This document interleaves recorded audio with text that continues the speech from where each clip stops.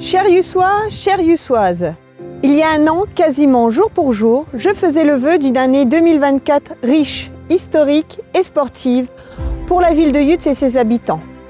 Un an après, malgré la crise géopolitique mondiale, l'instabilité institutionnelle et économique de notre pays et leurs conséquences, 2024 restera comme l'une des années les plus marquantes de l'histoire de la ville.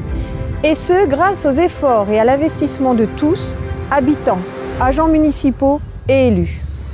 Les euphoriques, le passage de la flamme olympique entre Yutz et Thionville, la conférence sur l'olympisme, la fête de l'environnement, le 80e anniversaire de la Libération ou encore le traditionnel marché de Saint-Nicolas ont été autant d'événements gratuits organisés par les services municipaux qui ont connu un large succès à la fois populaire, artistique et sociétal.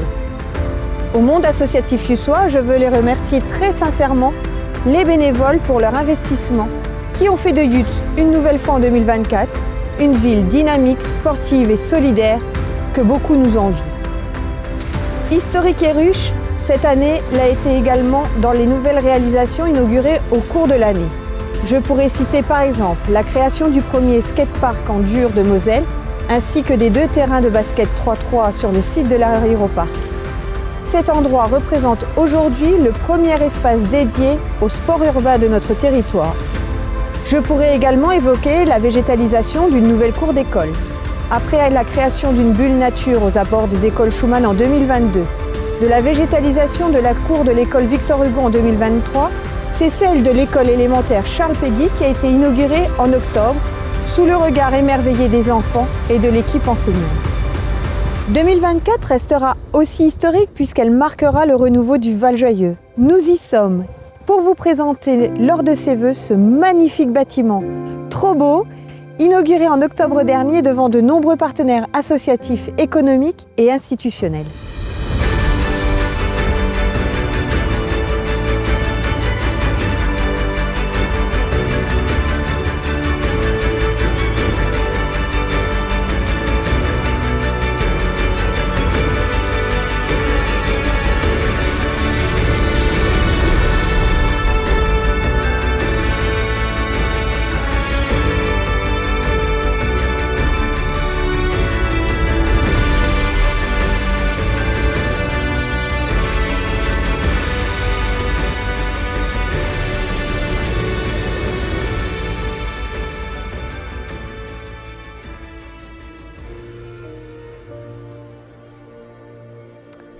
Il permet enfin à la ville, ses habitants, ses entreprises d'organiser dans un cadre verdoyant et éloigné des habitations des cérémonies familiales, telles que des mariages, communions ou anniversaires, mais aussi des séminaires par exemple. Attendu depuis de nombreuses années, Yutz est enfin doté d'un équipement de qualité, favorisant aussi le développement de nos commerces de proximité, comme les traiteurs, les boulangers-pâtissiers, les coiffeurs ou encore les fleuristes par exemple. Le Val-Joyeux accueillera également le centre aéré dès les prochaines vacances estivales pour les plus grands. Et j'ai hâte de voir nos enfants jouer et s'amuser dans cette forêt.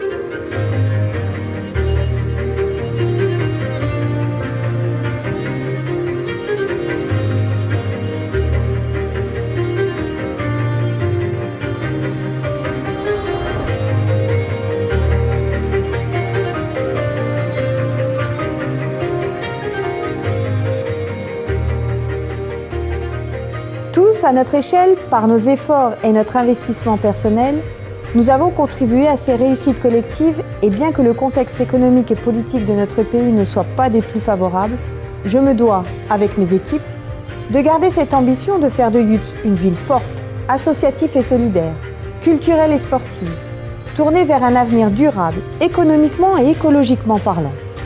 C'est pourquoi, pour cette nouvelle année, le conseil municipal a décidé de maintenir cet objectif d'une ville ambitieuse dans sa politique d'investissement, en privilégiant des projets favorisant la sobriété énergétique, tout en générant de nouveaux services à la population.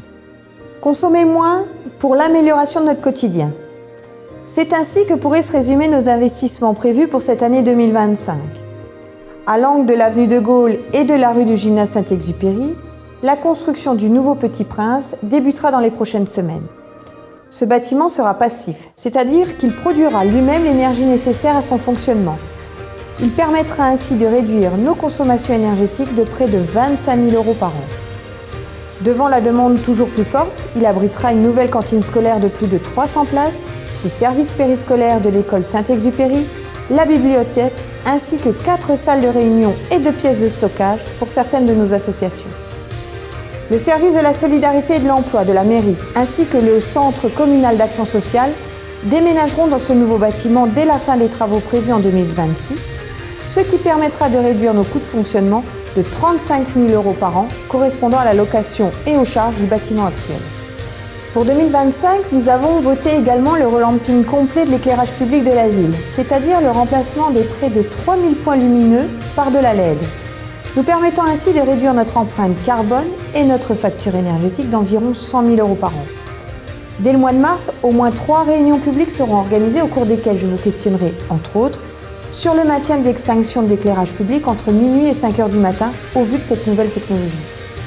Sur le secteur de la tuilerie, nous investirons dans l'installation d'un parc de panneaux photovoltaïques, permettant ainsi une autoconsommation d'environ 70 % des besoins en électricité de 24 bâtiments municipaux dans un rayon de 2 km. Comme vous devez vous en douter, le déficit important des finances de l'État, renforcé par une instabilité politique majeure, aura des conséquences considérables sur nos budgets, ainsi que ceux de nos partenaires institutionnels comme l'État, la région Grand Est, le département de la Moselle ou la CAF de la Moselle. Malgré cela, consciente de vos difficultés, je reste fidèle à notre engagement de campagne de ne pas augmenter les taux d'imposition communaux tout en maintenant le budget alloué au milieu associatif, indispensable au dynamisme économique et sociétal de notre ville. Les marges de manœuvre attendues grâce aux décisions fortes des années précédentes et la réalisation de ces futurs projets structurants et environnementaux nous permettent sans doute de financer d'autres investissements essentiels au développement de notre ville, parmi lesquels la requalification complète de la rue Henri Dunant, le remplacement du terrain synthétique du stade de la Forêt ainsi que la réhabilitation des vestiaires, ou encore les premières études liées au projet d'extension de l'école de musique. Cette volonté municipale d'une politique d'investissement ambitieuse se traduit par l'attractivité de la ville. Si fin 2023, une offre de soins supplémentaire s'est installée avec l'arrivée du CMSI, je me réjouis qu'urologues, ORL, ostéopathes, psychiatres et orthophonistes nous rejoignent sur la zone communautaire de Melbourg, à proximité de Décathlon. Cette nouvelle année marquera également le déménagement sur la zone de la Tuilerie de l'enseigne Norma et des premières commercialisations de la future résidence senior juste en face.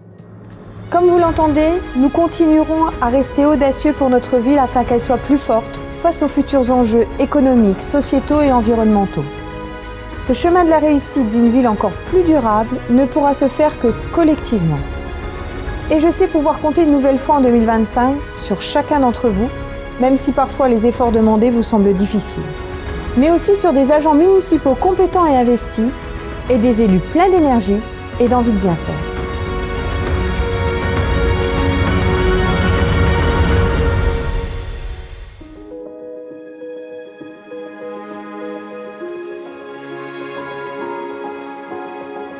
Je vous souhaite à toutes et à tous une très belle année 2025 avec de la santé, du bonheur, de la réussite, pourquoi pas un peu plus de stabilité, à vous mais aussi à l'ensemble de vos proches. À très bientôt lors d'une des nombreuses manifestations organisées à Yutz. Très bonne année.